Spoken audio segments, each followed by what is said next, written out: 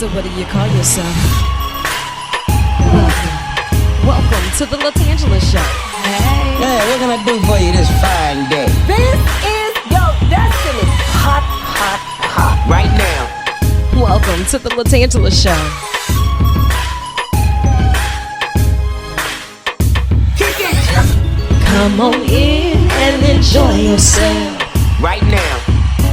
We gon' party like no one else. Welcome to the LaTangela Show.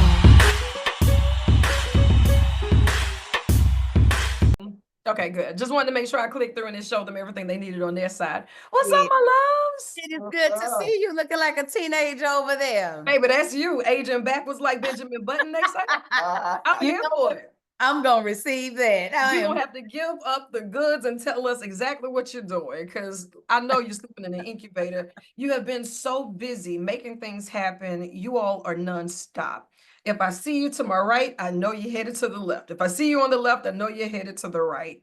And you have such an amazing story of transparency and inspiration for a lot of families. Today, I got you in the hot seat on the tan line. I got questions that need answers. Fox and Rob, y'all doing all right? Yes, we are doing wonderful. It's such a pleasure to be here with you. It's like being at home. Right. You know, and I want you to think of this as an extension of your office, because you have so much that's going on. This is a bit of home, and I know that you're representing us well across the globe. Thank you. Now, you know, we always see each other in passing, but we haven't had the opportunity to get the one-on-one, the heart-to-heart. When we start talking about time, we know that it does pass fast, unless it's on pause. Okay. Right, You know? right. So tell me a little bit about being nominated. And I'm talking about just world renowned for the things that you all have done, but what led us to this part of the journey? I tell you, I'm just, when you are willing, God will, take your mess and make it into a message.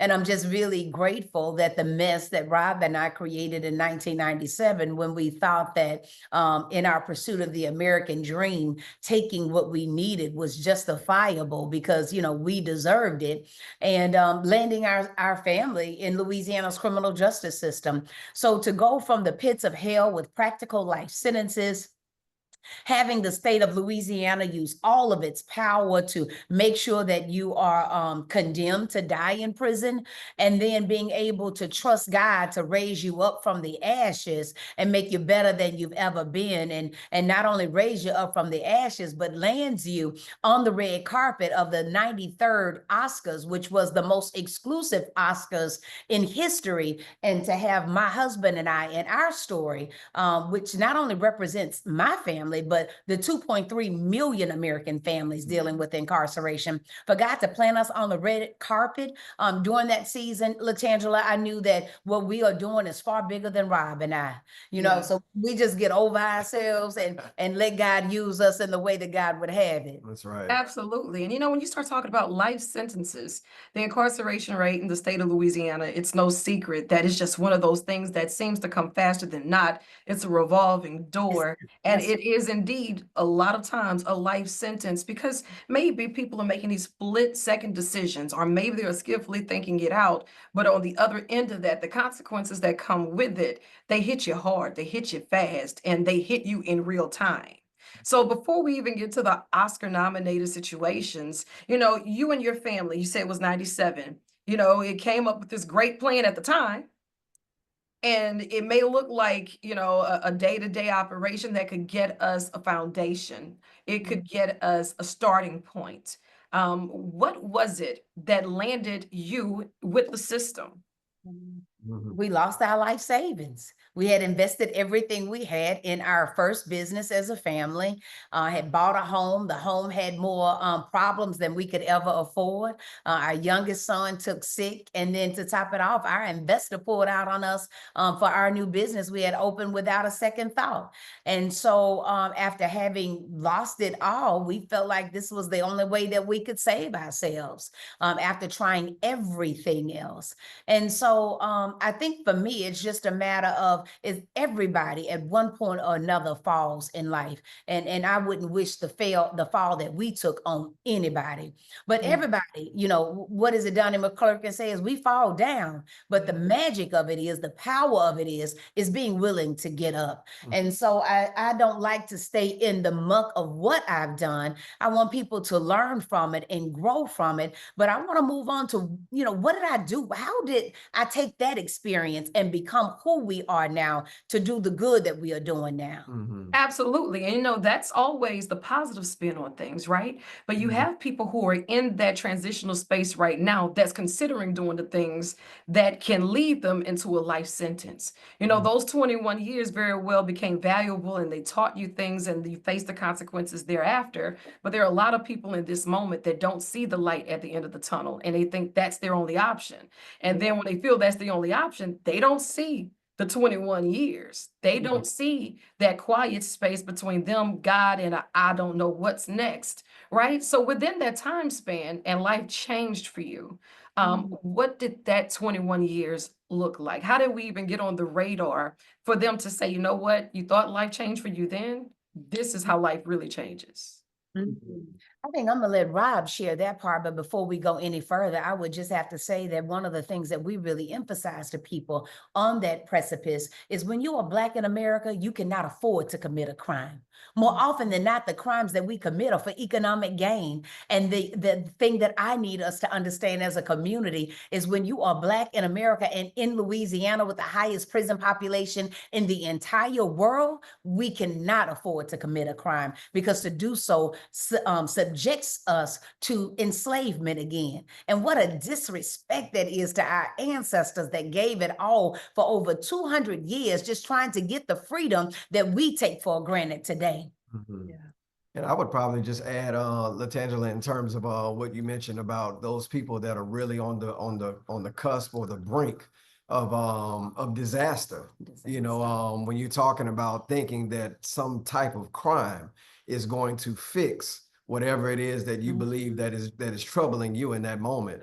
And we can say firsthand that I know what that feels like. I know what it is to be on the edge of a thing and then say that jumping, if I jump, it can't be that bad. You know, that if I take this chance, there is the likelihood that I will come up from this, or that I will be able to make this work for me. And that's that was the biggest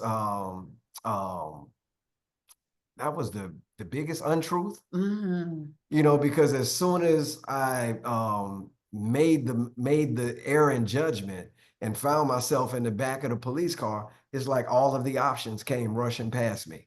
All of the other things that I could have done came rushing past me. But that is a very dark place to be in when you get to a point that you feel like you have no other options. So what I would say to people that are listening to this interview, that one, stop, and then two, realize that there are other options.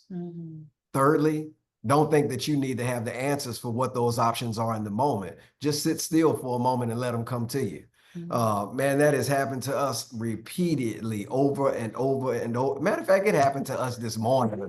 Yeah. You know, options will always present themselves, and that's important because it is a split-second decision. Yeah, okay. Well, when you wake up and then you look into your bank account and there's more zeros in there than you care to talk about, you know, and you're just looking and you're saying to yourself, like, wow, this bank account is empty right now. You know, how are we going to be able to pull this off? We're endeavoring to do God knows what. We're endeavoring to do the impossible. Take over the world. How are we going to do it without anything here? And just as we were thinking, we said, well, we're gonna pray about it. We're gonna light up some sage. We're gonna be still. Yeah. We're gonna stop. Yeah. We're gonna realize that there are other options, and we're gonna wait on them. Yeah. And boy, LaTangela, we woke up this morning. And I went down to the gym because the answers hadn't come to me yet. Right. I went down to the gym this morning. Said I'm gonna work through it, and you know, maybe God gonna speak to me on the way to the gym. And boy, no sooner than I got to the gym, and I'm probably about 15, maybe 20 minutes into the workout, Fox has just come back from hers and comes down there, and I'm knowing something got to be up, because she comes down there, she got this little strut that she got going on. Like say, and when she broke the news to me, I was like, what? But God. But God. I'm talking about And it wasn't where I thought it would come from, but that's how God works. The ways that you thought that it was going to happen for you, it happens in totally the opposite So you will direction. know. So you will know. It wasn't you. It wasn't your doing. Right. Oh, this was the doing of somebody else that was looking out for you. And so with that being said, like I said to your listeners, do know that there are other options. You just have to wait on. You have to sit and wait on. Or better yet, I And was wait on the Lord. that ain't an option. Right. And see, and that's why I love the transparency and the willingness to tell the story and to share it. It's deeper than the documentary. People would get lost in the smoke and see the red carpet and Oscar nominated, but people don't understand that there was a pivotal moment that really just shifted life for you. And you are an example of God's grace, his mercy, and you are a testimony from a major test. And that is so inspirational, right? And now that you're continuously spreading the word and getting the messages out, how is it that when these other offers come, because I know they got a lot of little trinkets that's coming saying, you know what, we could do it on this platform, we could do it this way. You all decided to do it a different way to be able to create the narrative, and there's a core behind that. What does that look like moving forward for you? I think for us, it is what we learned when Rob walked out of the gates of Angola on September 20th, 2018, was that to be free is to free others.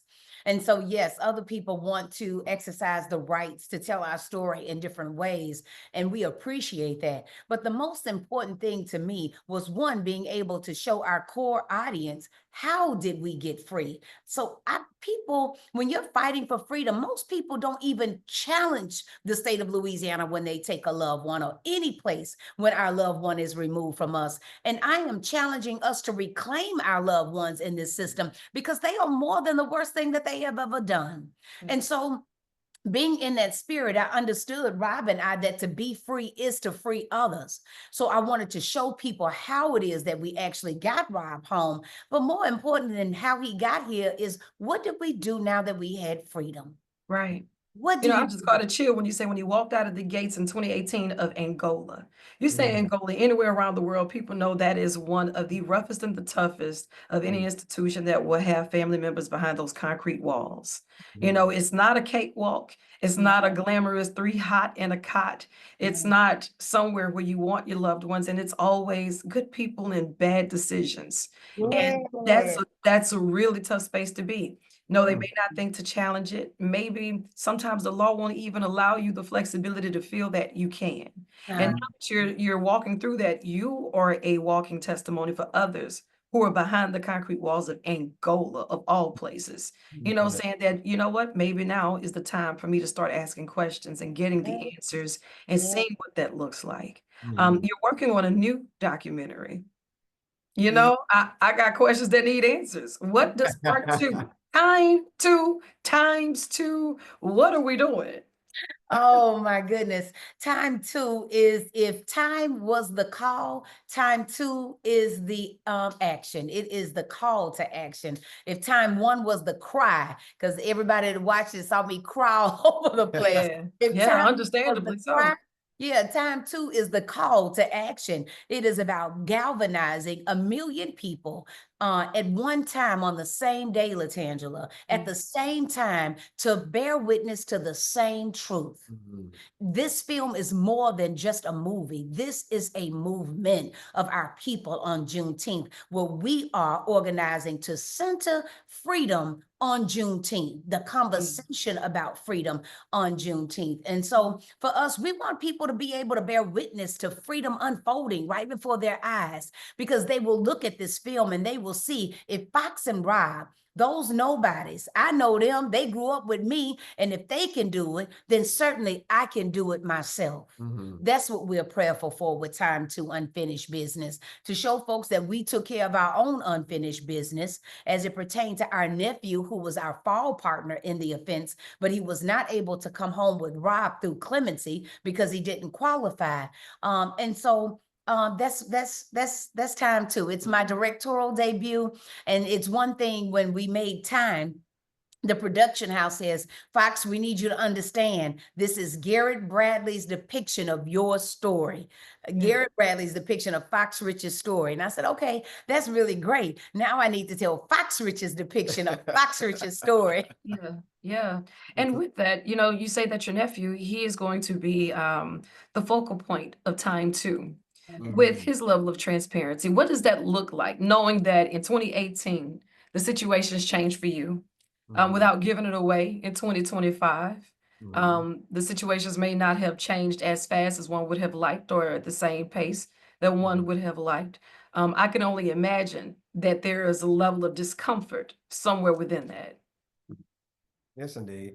And it was just one of those moments where you had been buried so deep into a place that you knew that in order to be buried this deeply into a place, that surely God had something really lofty for me. This was probably one of my favorite stories in the Bible, LaTangela, is that of Joseph, the story of Joseph, because he was a person that was sent off into prison, and he experienced a similar journey through his time of incarceration that I experienced while in Angola. He was known as someone that was able to interpret dreams. And in my instance, I was a person that served as a tutor. Being able to provide some knowledge and insight into into men's situations, with hopes that they would fare better once they would relieved of the prison sentence. But for those that know the story of Joseph, they know that after long suffering, Joseph was ultimately relieved of his prison sentence, and then became only second in power. He became second only to the king. That is a lofty transition from where he started and then ultimately where he landed. We started in the belly of the beast of Angola, like you said, one of the worst of the worst of its kind. Angola is a character in and of itself. Indeed. A place that bears its own zip code, and everything. It is over 18,000 sprawling acres of land that's covered 3/4 of the way by the Mississippi River. Once you get there, you are there unless God says something otherwise. Yeah. And, I went there several years back to film a documentary and some interviews with some of my friends that I knew outside, and to see them inside. I can't even explain to you how I felt in that moment when I went in and I realized I had to leave my phone in the van. I already felt like, whoa, life is changing. But And when I I saw it on heard your the face. clank of those gates behind me, it was something that was just so different. I said, oh my God, oh my God. And I can't imagine hearing those gates clink and say, this is it. That's it.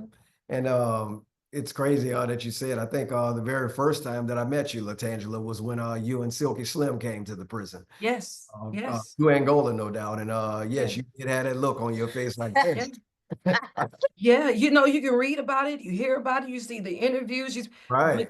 but there's something different. That's right. It's just my heart goes out because I understand it on so many different levels. And I know that if we can tell a story and be so honest with ourselves and each other to prevent others from going, from staying, or from thinking that this is the end all to end all, we got to take the time to tell those stories. That's right. So Yes. that became our journey, knowing that we had left so many other deserving men and women behind. It began our work. A lot of people leave conditions of war and they come back home, and after they do so, they feel a thing that many know as survivor's guilt. We usually associate it with people that go off to war, but we very seldom associate it to people that have been incarcerated. And when you've spent as much time as I've spent behind bars, as our family has spent behind bars, you really get to know a lot of people on a whole different level, because inside of prison, you see the stripped down, most rawest version of a person when you go into a place like that, and you see their humanity. Is what ultimately happens through the stripping down of all those other things. You're able to see a person at their humanity. And when you are relieved of a situation like that yourself, you have a duty and an obligation, because it eats away at you every night, knowing that I left so many other deserving people behind that did not necessarily have the opportunity that I had. But I prayed. And during my prayer, I prayed much like Fox did, that if given the opportunity, I would use my voice, I would use my platform, I would use my hands, I would use my mind, I would use all the things that I could in order to shed light to the situation and conditions of other people. And Yeah. that began our work, once I came home from prison, and that is doing participatory defense. It is a learning model that Fox and I came familiar with at the tail end of our journey. But we realized that much of what we had been doing in order to ultimately get me out of prison was actually a model that had been created. And when you understand the model, much like Harriet Tubman, who was able to go back from one rescue mission after another, after another, after another, it was because she had a system. Yeah. And if she would have shared that system with other people with just a little bit of courage, man, can you imagine how much more freedom could have come about for people? I know she said that had they known that they were slaves, that it would have made her job a whole lot easier. But at Yeah. the same time, if we knew these things that we later found out through this model of participatory defense, we would feel empowered to be able to go back and rescue our family members that have been caged for life in most of these To reclaim instances. our loved ones. To reclaim Yeah. it, right? I can So, only imagine how much time changed in those 21 years. girl, I went in prison 2 years on the other side of Windows 95. By the time I came home, MySpace was a thing and was no longer a thing by the time I came home. Yeah. I'm talking about, when you talking about things that changed, everybody was wearing baggy clothes when I went to prison. When I came home, everybody was naked. You know, hell, You you know, know, I almost feeling like you're living in the jet sometimes. We oh, have Yeah. FaceTime, cell phones, Yeah. push to start. You know, Yeah. it's just life change. Credit cards, touch and tap. If you're carrying a dollar bill, now everybody's looking at you like that's strange because right. Right. it changed so fast. But that's 2 decades Right. And plus. it adds insult to injury, because inside of prison, technology and those things are actually considered contraband inside of prison. Just like reading Just and like writing reading and of writing. days of old. Yeah. So when you came out of slavery, or you were up from slavery, you came out not being able to read and write. You came out not being able to function in the way that the society outside of slavery is and was functioning. So when you come home from prison after that long of a stint behind bars and being denied access to computers, being denied access to technology, when the whole world is moving in the direction of tech, and you Yeah. come home and then you're told to figure it out. You're told to succeed and not come back. And it's quite the task, because it's like, again, like I said, coming into a space and you don't read and write. You don't communicate in the way that people outside of prison life are actually communicating. So it's quite a daunting task. But through this film, people are able to really get deep into what that experience looks like. We really bring them in a way that the original documentary did not. Yeah, I love it from your perspective, through your eyes, through your lens, you know, and I love the fact that you're even reminding the generation, don't take the things that you have right now for granted. Because at the end of that decision, it can all be taken away. Nothing is owed to you, right? And Right. 2 decades will fly by, life will change for you. And here it is, someone is telling you it's not worth it. And I'm super excited because I know time2movie.com/watchlight, right? Watch time. Watch time. I was so close yet so far.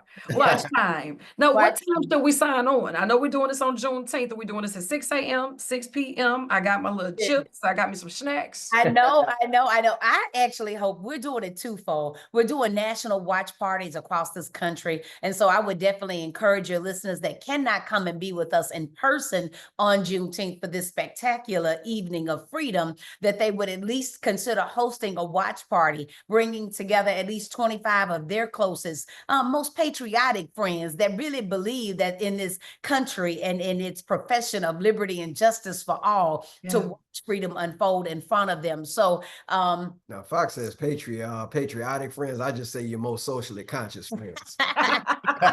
Your most woke friends. Yes. Oh, wake them up. Wake them up. Pick them up. And so we are hopeful that, you know, folks will want to get in and participate. Juneteenth is our federal holiday, and it is up to us to make sure that freedom is at the forefront of the American conversation on that day.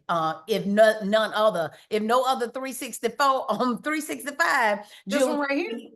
Yeah, this one right here. Here. We need to make sure is at the center of the conversation. And so what I think is really beautiful about this, LaTangela, is not just that they will bear witness to this film, but the conversation that will precede this film. In addition to that, what we are doing in our efforts to do double good is to donate $1 of every registration to Saving the Amistad Research Center, which is the largest, oldest, and most comprehensive collection of Black archive in America. And when you hear tales of Trump removing our items from the Black Smithsonian, then it is so incumbent upon us to make sure that we have a safe space for our history, because if we don't know our history, we're doomed to repeat it. And in addition to that, what we are doing with this campaign that is so profound, the Time to Watch campaign, is that everybody that registers for this campaign will get a copy of the public law that made Juneteenth a federal holiday. In addition to that, they will get a copy of the Emancipation Proclamation so that they can print both of them digitally and hang them up right next to that Lord's Supper that they got in their house. You remember that Lord's Supper, right? Frame it and put it right next to it now. Put that you better put your freedom papers right next to it. And in addition to that, there'll be a workbook, a guidebook that will help people understand and gain more information about how to be free and free others. And I think that that is so important today. Absolutely. Fox and Rob, I can't thank you enough for your contributions, your dedication, and even your heart, because you can easily get out of your own situation and be done with it. But to go back and have that compassion to help others and to educate others, I applaud you for it, because every time you have to do that, you have to relive something, and that can't be easy. No, thank you. Thank you so much. Anytime. I look forward to getting y'all here in Louisiana sometime soon. You tell me if we're doing Essence. You tell me if we're just meeting up for po' boys. Either or, I'm here for it. It's a family reunion in the making. Okay. Yes. It's time2movie.com/watchtime. Yes. Okay. And All right, Fox and Rob on all social media, Fox and Rob on all social media. So please feel free to follow us there, and the link for the film is there as well. That's right. Perfection. Mark I know your you have calendar, more. Angela, June 19th and 20th in New Orleans. It's going down. Listen, consider it You're on done. the June red 19th, carpet. we're going to get us some PSAs done. We're going to Yes. spread the word with it, okay? Thank Yes, you indeed. so much. Thank you so much. I know Love y'all have more you. work Love you, to do. Tangela. So I'm gonna let you chase the sun or let the sun chase you. But either way, get after it. I love y'all, and there's Love absolutely you nothing too. you can do about it. Aw. Thank you so much. Bye-bye.